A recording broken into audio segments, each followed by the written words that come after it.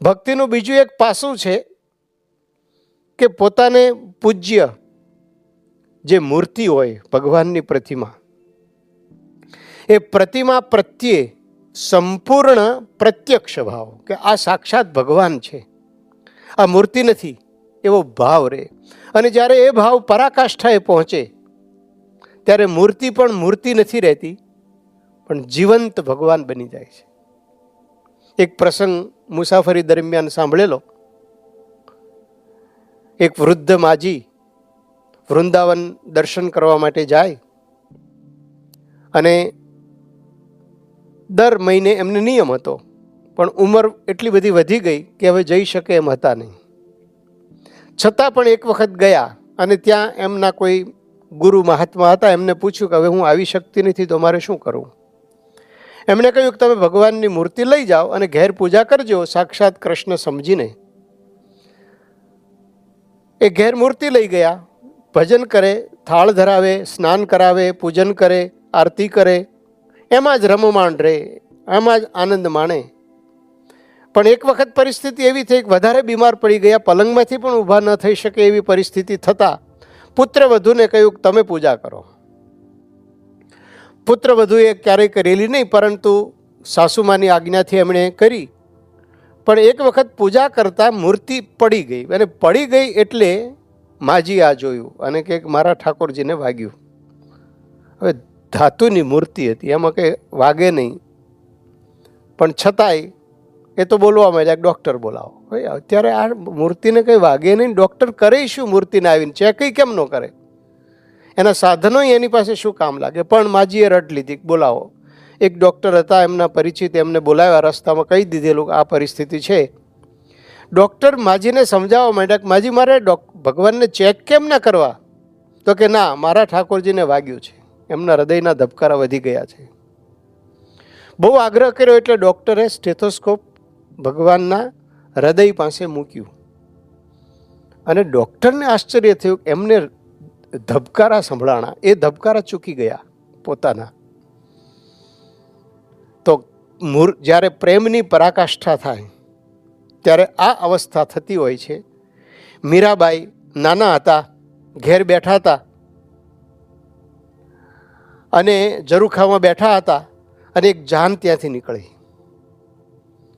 એમની માતાને પૂછ્યું કે માતાજી આ શું જાય છે? તો કે જાન જાય છે, વર પરણવા માટે જાય છે અને કન્યા ત્યાં એમને ઘેર રાહ જુએ છે. તો માતાજી મને કોની સાથે પરણાવશો?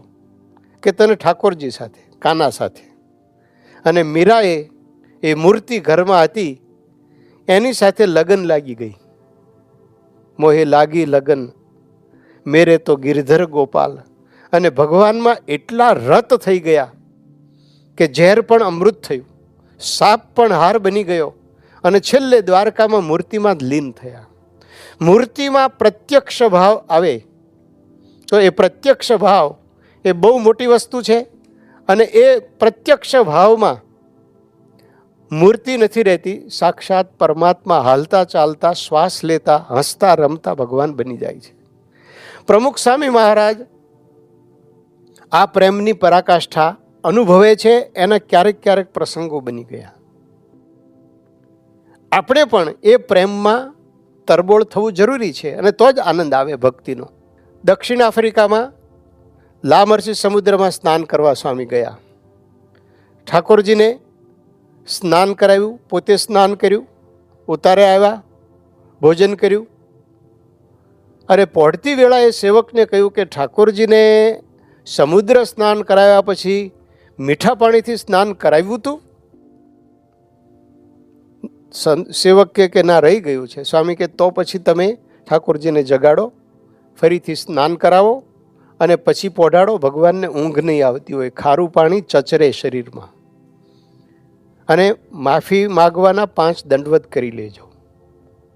તો એમને એમ રહે છે કે ભગવાનને ખારું પાણી ચચરતું હશે એટલે ઊંઘ નહીં આવતી હોય. આવો વિચાર જ ના આવે સામાન્ય રીતે. કેદારનાથની યાત્રાએ સ્વામી ગયેલા, 4 ધામની યાત્રામાં. ગૌરીકુંડથી ચાલતા જવાનું હતું. બાપા ડોલીમાં હતા, અમુક સંતો ચાલતા હતા. ઠાકોરજીને પણ એક સંતે પોતાની સાથે લીધેલા. ત્યાં દર્શન કરી પરત આવ્યા. જે સંતો ચાલતા ગયેલા એ થાકી ગયા હતા. ગૌરી કુંડમાં બધા જ આનંદમગ્ન હતા અને સ્નાન કરતા હતા ગરમ પાણીમાં, થાક્યા હતા. એટલે સ્વામી પધાર્યા. બાપા આવ્યા, સ્વામી આવ્યા, પ્રમુખ સ્વામી આવ્યા. સ્વામી સ્નાન કરવા પધારો. પ્રમુખ સ્વામી મહારાજ સ્નાન કરવા તો આવ્યા, પણ કે ઠાકોરજી લાવો, એ થાકી ગયા હશે. એટલે ઠાકોરજીને તેડ્યા હતા સંતે. થાકવાની ક્યાં વાત આવે છે? પણ સ્વામી કે ઠાકોરજી લાવો. ઠાકોરજી આવ્યા. અમને કે સ્વામી કે શ્લોકો બોલો. અમે પુરુષ સૂક્ત બોલ્યા, બીજા બધા શ્લોકો બોલ્યા. સ્વામી ઠાકોરજીને નવરાવતા જાય. ગરમ પાણી ઠંડુ પાણી બે ભેગું કરી, માપનું પાણી કરી અને નવરાવતા જાય. અને થાકી ગયા હશે, ધૂન કરતા જાય, શ્લોકો સાંભળતા જાય. લગભગ 20-25 મિનિટ નવરાવ્યા અને પછી પોતે નાહવા પડ્યા. તો ભગવાન થાકી ગયા હશે, આવો વિચાર આવવો અઘરું છે. પ્રમુખ સ્વામી મહારાજ ઠાકોરજીને થાળ ધરાવતા હતા. સેવક થાળનું વજન સ્વામીને વધારે લાગે નહીં એટલે સપોર્ટ આપતા હતા. સેવકને લાગ્યું કે વજન વધારે છે એટલે હું વધારે સપોર્ટ આપું. એ ઊંચો કરે અને સ્વામી થાળ નીચે કરવા પ્રયત્ન કરતા હતા. 2-3 વખત આવું થયું. સેવકે સ્વામી સામે જોયું. સ્વામી કે ઠાકોરજી થાળ જમે છે એ હાથથી જમે છે, મોઢેથી ડાયરેક્ટ નહીં. એટલે હાથ પાસે થાળ રાખો એટલે હું નીચે કરું છું. ત્યારે ખ્યાલ આવ્યો કે આપણે તો સીધું મોઢે ધરાવી દઈએ. ભગવાન જમે છે એવી ભાવના કેટલી રહેતી હશે. તો ઠાકોરજી જમે છે. એક વખત મારે જ પ્રસંગ બનેલો. 1987માં મુંબઈમાં બ્રહ્મધામમાં વડાલામાં ઉત્સવના રસોડાનું ઉદ્ઘાટન હતું. મેં પૂજન કરાયું અને સ્વામીએ ચૂલો પેટાયો અને ગરમા ગરમ શીરો તાત્કાલિક બનાવીને સંતો લઈ આવ્યા. જેવો થાળી આવી, ડીશ આવી, મેં ઠાકોરજી પાસે મૂક્યો. સ્વામીએ મારો હાથ લઈ ડીશમાં નાખ્યો. ગરમ લાગ્યું એટલે મેં આમ ખસેડી લીધો. સ્વામી કે આવો ગરમ ન ખવડાવાય, ઠરાઈને લાવો. ભગવાનનો થાળ ઠર્યો પછી લાવ્યા. તો આવી સૂક્ષ્મ ભક્તિ, જો પરમાત્મા પ્રત્યક્ષ છે એવો ભાવ હોય તો જ સૂક્ષ્મ ભક્તિ સંભવે, નહીતર થાય નહીં.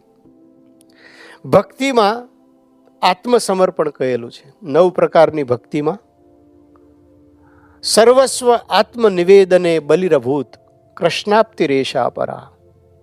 સર્વસ્વ આત્મનિવેદન કરવું, સંપૂર્ણ સોંપી દેવું, એમની ઈચ્છા એ જ આપણું સર્વસ્વ, એવું જ્યારે મનમાં રહે અને સતત ભગવાન જ પ્રધાન રહે, એને આત્મસમર્પણ કહેવાય. પોતાનું અસ્તિત્વ જ ભૂલી જાય.